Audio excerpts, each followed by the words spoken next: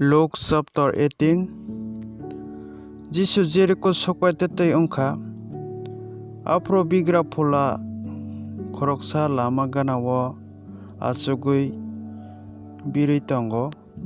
Borok kwbangma himani himasari khanaui a Bigra abo tamo hwnui sengkha. Nazareth ni Jisu phaio hwnui borok bono sakha. Haike bo hai hwnui chirikhokha. O Jisu Daud ni sajla nang ano khairok jabadi. Bwskang ni borok bono ta kotokdi hwnui damrok rwrwk bo. Teibo sutonoi o Daud ni sajla nang ano khairok jabadi hwnui chirikhok rwrwk.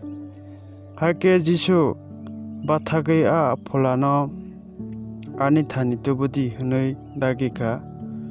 Bo ganao phaifuru Jisu hai hwnui sengkha. Nung tamo nai ano tamo khlaidi hun hodasa ang mokol nok phina musungo hwnui bo saka. Nokdi nini puito nono nogrokha hwnui Jisu bono saka. Bo logi logi no nukha haike kaito no lobtutui Jisu ni logi o thangkha. Asok bororok abono nugui kaito no loblaikha. Amen.